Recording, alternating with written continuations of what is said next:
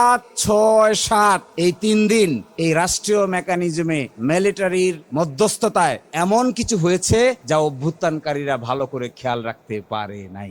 সরকার হয়েছে 8 তারিখ সন্ধ্যাবেলা, মনে আছে সব আপনাদের কাছে। তো অ্যাটর্নি জেনারেল হয়ে গেছে 6 তারিখ। কালকে যে বলছে যে যেভাবে আপনার নেতা নাহিদ নিয়েছে একইভাবে নাকি আমিও নিয়েছি। তো নাহিদের নিয়েছে 8 তারিখ। 8 তারিখে দিনের বেলা হয়েছে 106 এর রেফারেন্স। তো উনি যে হয়ে গেলেন 6 তারিখ। তো 6 তারিখে 106 ছিল না। তো তাহলে কোথায় পেলেন এটা? এর মানে এর বাই প্রোডাক্ট হলো আজকালকার ল মিনিস্টার, এর বাই প্রোডাক্ট হলো তখনকার দিনের অ্যাটর্নি জেনারেল। এবং আমার ধারণা এই ব্যাপারটা কমপ্লিটলি জানা ছিল হলো আসিফ নজরুল সাহেব। ওই সময়টাতে যে গোরপাকটা খেয়েছে, ওই গোরপাকটার পরবর্তী রেজাল্ট হলো গণভবনে মিটিং। মিলিটারির সহযোগিতায় কাদের কাকে দেশ থেকে বিদায় করে দেওয়া যায়, ড্যামেজ কন্ট্রোল করা যায়, ওই ড্যামেজ কন্ট্রোল করে যাওয়ার পরিকল্পনার প্ল্যান মিলিটারিরা করেছে। করে এখানে এমন এক অ্যাটর্নি জেনারেল, হঠাৎ করে রাষ্ট্র নাই, সংবিধান নাই, প্রধানমন্ত্রী নাই, চিফ অ্যাডভাইজার নাই, কিচ্ছু নাই, অ্যাটর্নি জেনারেল আছে। এই কি কাণ্ড কারখানা! এই জন্য ওনার ওই অ্যাপয়েন্টমেন্টের জায়গাটা দেখতে চাইলে উনি হয়তো কিছুটা লজ্জাবোধ করবেন। অনেক ক্যারিকেচার করে বানিয়েছেন, অনেক যুক্তি দিতে পারবেন, কিন্তু আপনারা যে সত্য বলছেন না, এটা তো আমরা টের পাই। আপনাদের সম্পর্কে আবার সেই ট্রল হয় ফেসবুকে। আপনাদের ক্যারেক্টার কোয়েশ্চেন যদি হয়, তাহলে আলটিমেটলি অভ্যুত্থানটা কোয়েশ্চেন হবে। কম বেশি যাই তো একসাথেই ছিলাম সবাই। অভ্যুত্থানের আইকনিক নেতৃত্বকে যদি ধরে ধরে ক্যারেক্টার অ্যাসাসিনেট করার মতো কর্মকাণ্ড করে, তাহলে আলটিমেটলি অভ্যুত্থানটা একটা বড় ধরনের প্রশ্নের সম্মুখীন হবে, ডে বাই ডে হবে। এখন অভ্যুত্থানের ছাত্র নেতৃবৃন্দ যারা ছিলেন, তারা যদি কোনো কারণে ক্যারেক্টার অ্যাসাসিনেট করা হয়, লাভ কার? এই বিএনপির নেতাদের ক্যারেক্টার যদি অ্যাসাসিনেট করা হয়, লাভ কার? জামাতের নেতাদের ক্যারেক্টার অ্যাসাসিনেট করা হয়, লাভ হবে কার? আমার মনে হয় রেস্ট্রেইন করা উচিত, নিজের চেহারার দিকে তাকিয়ে নিজের ব্যক্তিত্বকে সংরক্ষণ করা দরকার। আশ্চর্য, আমাদের ল মিনিস্টার দেখেন কি বলে এই সংস্কারের প্রশ্নে। ল মিনিস্টার কি বলছেন? ল মিনিস্টার আমাদের সবাইকে বলছে তোমরা সোশ্যাল কন্ট্রাক্ট থিওরি পড়ে আসবা। সকলের বইও দিছে, আমার জানা মতে পার্লামেন্টের সচিবালয় থেকে কারো কারো বাড়িতে বইও পৌঁছায় দেওয়া হয়েছে। তো সোশ্যাল কন্ট্রাক্ট থিওরিতে কি আছে? উইল অফ দ্য পিপল, রাষ্ট্রের সাথে জনগণের কন্ট্রাক্ট। কন্ট্রাক্ট ছিল, কন্ট্রাক্ট ভায়োলেট হয়ে গেছে 5 তারিখ। 5 তারিখের পর তার কন্ট্রাক্ট নাই। 5 তারিখের আগে কন্ট্রাক্ট কি ছিল? রাষ্ট্র কিভাবে চলবে, সংবিধানের কি নিয়ম নীতি আছে, দ্যাট ওয়াজ দি কন্ট্রাক্ট। 5 তারিখে সব ভায়োলেশন হয়ে ফেটে ফুটে সব শেষ। এখন এটাকে আবার এর ভিতরে কিভাবে ঢুকাবে? কন্ট্রাক্ট তো নতুন করতে হবে। এবং তিনি ইন্টারেস্টিংলি 13 অ্যামেন্ডমেন্ট কেসের গত 3-4 দিন আগে রায় বের হয়েছে, রিভিউয়ের রায় বের হয়েছে। এই রিভিউয়ের রায়ের ভিতরে 13 অ্যামেন্ডমেন্ট যে জাস্টিফাইড ছিল, এই মর্মে তৎকালীন অ্যাটর্নি জেনারেল, আজকালকার ল মিনিস্টার, তিনি আর্গুমেন্ট দিয়েছেন, সোশ্যাল কন্ট্রাক্ট থিওরির আর্গুমেন্ট। কি আর্গুমেন্ট? 1991 সালে কেয়ারটেকার গভর্নমেন্ট যখন আমরা সকলে এগ্রি করলাম, তখন সংবিধানে তো কেয়ারটেকার গভর্নমেন্ট ছিল না। তখন ইস্তাক পেপার নামে এক পেপার, বাংলাদেশের সাবেক প্রধান বিচারপতি ডক্টর সৈয়দ রেফাত আহমেদের বাবা ইস্তেক পেপার নামে এক পেপার দিয়েছিলেন। ওই ইস্তেক পেপারের ভিতরে ছিল সংবিধানে না থাকলেও কি করে সোশ্যাল কন্ট্রাক্ট থিওরির মাধ্যমে এই প্রবলেমের সলিউশন বের করা যায়। এই আর্গুমেন্ট করেছেন উনি 13তম সংশোধনী রিভিউ পিটিশনের ভিতরে। মাননীয় প্রধান বিচারপতি তৎকালীন রেফাত আহমেদ সাহেব তার রায়ে বিস্তারিত আলোচনা করে বলেছেন, এই সোশ্যাল কন্ট্রাক্ট থিওরির অধীনেই আমাদের তৎকালীন তত্ত্বাবধায়ক সরকারের ভ্যালিডিটি দেওয়া হওয়া যেতে পারে। কার আর্গুমেন্ট? এখনকার ল মিনিস্টারের আর্গুমেন্ট। আর এখন তিনি কি বলেন? এখন কথা কি হলো? এখন তো দেখি 180 ডিগ্রি অ্যাঙ্গেল উল্টাটা বলতেছে। সোশ্যাল কন্ট্রাক্ট থিওরি তো জনগণের পক্ষে। সোশ্যাল কন্ট্রাক্ট থিওরি পড়ে আসলে তো আপনারা হারবেন। সোশ্যাল কন্ট্রাক্ট থিওরি তো 5ই আগস্টের পক্ষে। সোশ্যাল কন্ট্রাক্ট থিওরি তো জনগণ আর রাষ্ট্রের ভিতরে যে কন্ট্রাক্ট, এটা পক্ষে। তো এটাকে এখন বিপক্ষে যাবে কি করে? ইন্টারেস্টিং, উনি বলছে যে আমাদের সরকার হওয়ার আগে কিন্তু অ্যাটর্নি জেনারেল হয়ে গেছিল। এইটা আরেকটা মানে সাংঘাতিক ব্যাপার। এটা উনি ডিম আগে না মুরগি আগের মতো কারবার। সরকার হয়েছে 8 তারিখ, অ্যাটর্নি জেনারেল হয়ে গেছে একদিন আগে। তো আশ্চর্য ব্যাপার, কিন্তু কি হইলো? এটা কিভাবে হইলো? 6 তারিখ সরকার হয়েছে 8 তারিখ সন্ধ্যাবেলা, মনে আছে সব আপনাদের কাছে। তো অ্যাটর্নি জেনারেল হয়ে গেছে 6 তারিখ। নাহিদ কালকে যে বলছে যে যেভাবে আপনার নেতা নাহিদ নিয়েছে একইভাবে নাকি আমিও নিয়েছি। তো নাহিদের নিয়েছে 8 তারিখ। 8 তারিখে দিনের বেলা হয়েছে 106 এর রেফারেন্স। তো উনি যে হয়ে গেলেন 6 তারিখ। তো 6 তারিখে 106 ছিল না। তো তাহলে কোথায় পেলেন এটা? এর মানে এই 5, 6, 7 এই 3 দিন এই রাষ্ট্রীয় মেকানিজমে মিলিটারির মধ্যস্থতায় এমন কিছু হয়েছে যা অভ্যুত্থানকারীরা ভালো করে খেয়াল রাখতে পারে নাই। এর বাই প্রোডাক্ট হলো আজকালকার ল মিনিস্টার, এর বাই প্রোডাক্ট হলো তখনকার দিনের অ্যাটর্নি জেনারেল, এবং আমার ধারণা এই ব্যাপারটা কমপ্লিটলি জানা ছিল হলো আসিফ নজরুল সাহেব। He was in between the students and the military, এবং ওই সময়টাতে যে গোরপাকটা খেয়েছে ওই গোরপাকটার পরবর্তী রেজাল্ট হলো গণভবনে মিটিং।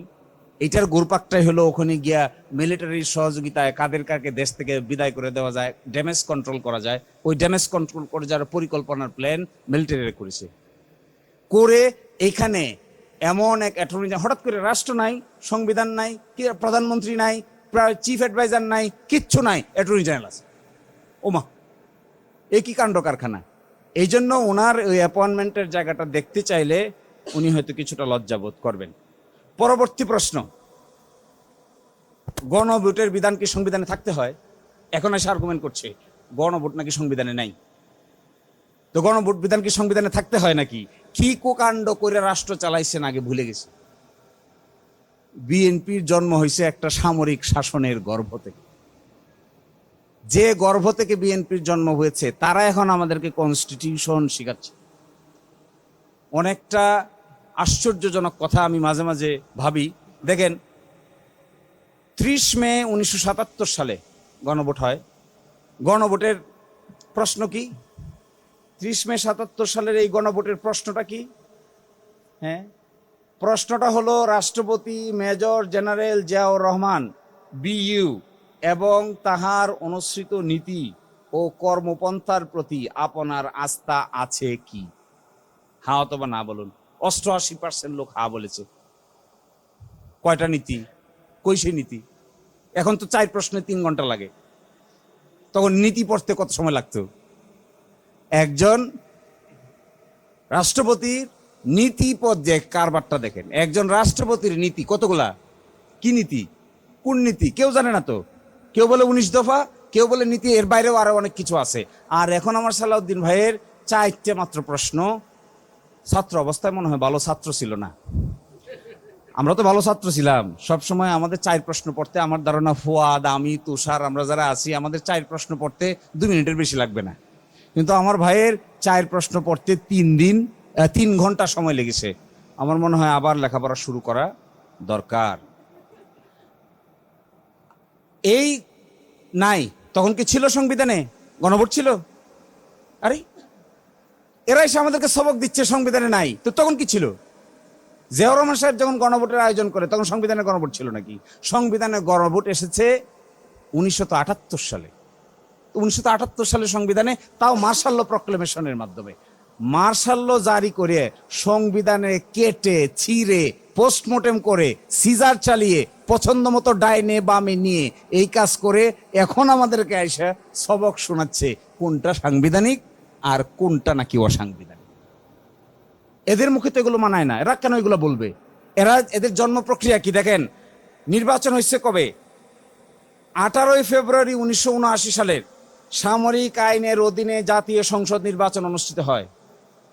আশ্চর্য, ডেমোক্রেটিক নির্বাচনই তো না এটা।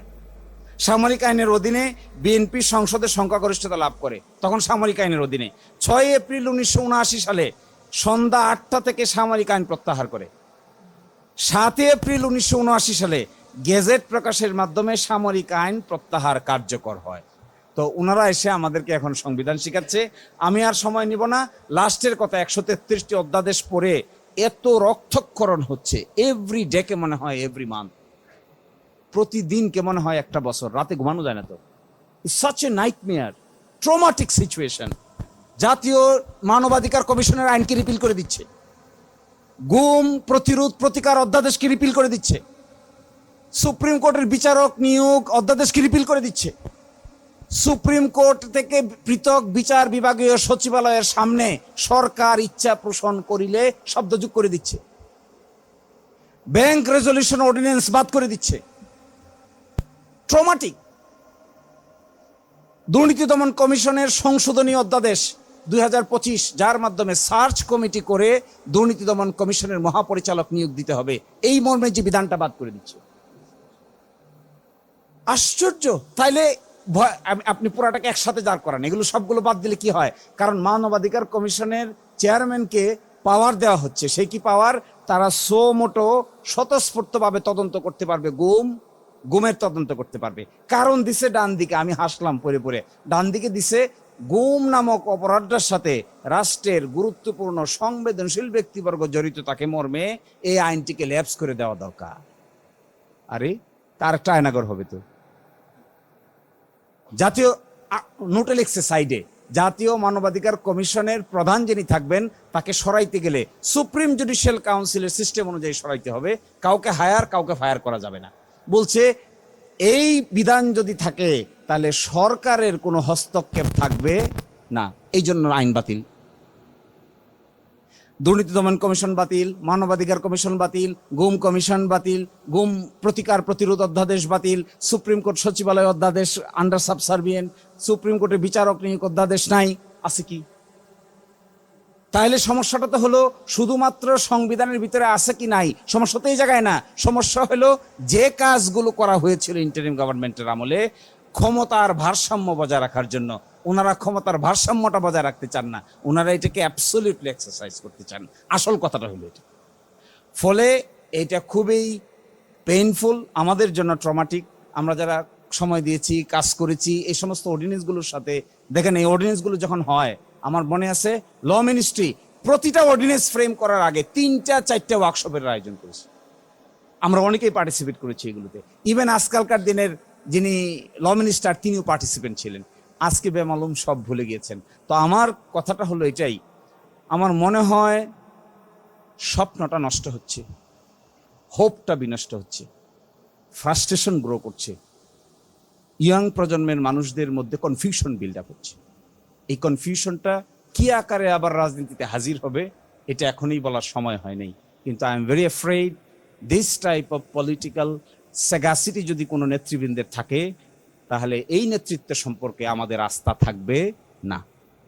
আমি সবচাইতে বেশি ওরিড এই প্রশ্নে, অনেক ক্যারিকেচার করে বানিয়েছেন, অনেক যুক্তি দিতে পারবেন, কিন্তু আপনারা যে সত্য বলছেন না, এটা তো আমরা টের পাই।